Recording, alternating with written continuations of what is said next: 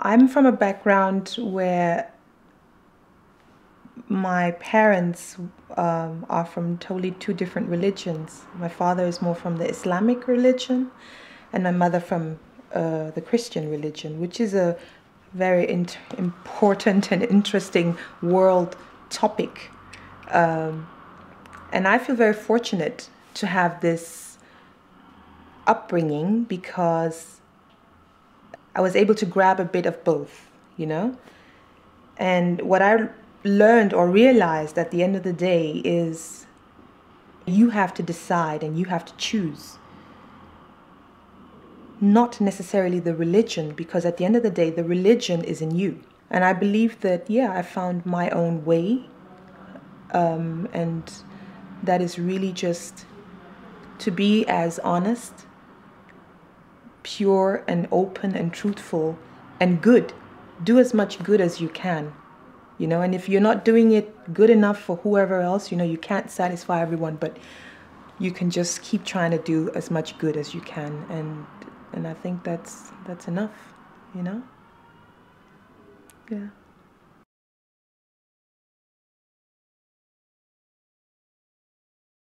My tribal marks are, how would you say, from my country, it's actually something to do with tradition, tribe, where you come from. But in my case, it was a bit superstitious, I would say, a superstitious belief, and they believed that I am some special child from the sea, and I needed to have these marks in order to stay on land and not to be taken away by the sea. What I can say that I got from this living in America and probably moving back to Africa is really being a very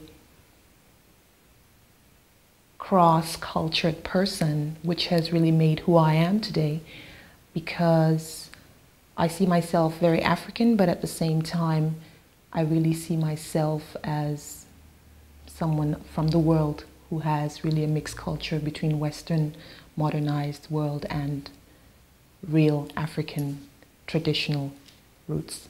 So I think that was a very positive thing, spending a couple of years in America.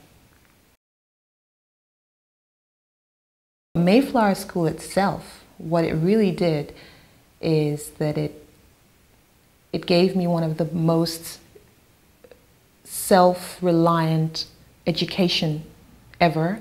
And most of all, the Valentine's Day itself, I would say, was the day that I discovered the music and the depth of what that meant to me. Being able to stand in front of almost 3,000 students and just singing them a love song on Valentine's Day.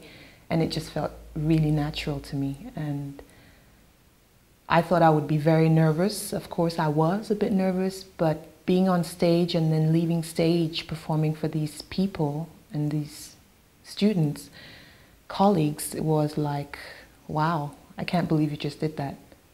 So that was my opening door within myself.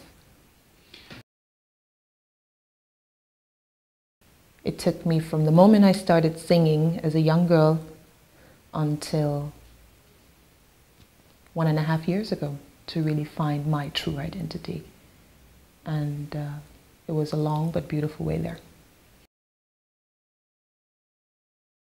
I think that's the only language worldwide that everybody can understand, because, and you don't even have to understand what they're talking about sometimes, because you can feel it. And that's how I see music, and that's why in my album I was able to have such a beautiful mixture and color, but still they were in harmony, I would say, even though there were a lot of different influences, from a Spanish feeling to an African flow, jazz and African percussions, and I think that that's really what music is about for me. I'm a very sensitive and vigilant person at the same time, and I think somehow there you can, the innocence comes from, I think, to be able to feel other people, you must be able to give yourself as well. You know, you must be able to be very open and free and loose.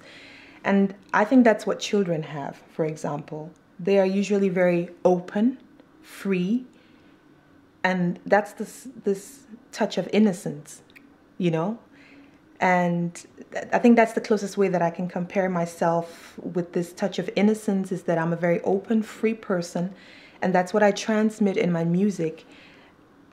And for people who can really understand and feel it, even if they can't understand the language, they can feel that transparency, and transparency has definitely a touch of innocence, I would say. I see myself as this African lady who has lived all over the world, has gathered a lot of culture, a lot of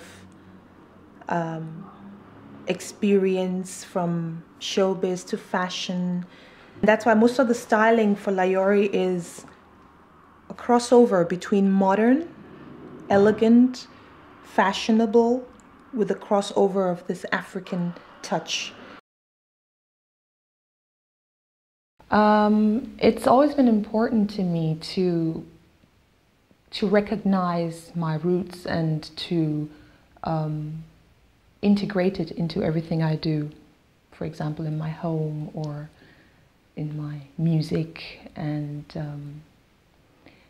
I think the reason is just because I love who I am and where I'm from, and I'm so proud of where I'm from and how I've been brought up, and my parents, my family. I'm from a huge family. And I think if I don't include this in every part of my life, then it's not really me, you know? It's sort of incomplete. So that's a major part. It makes me feel complete.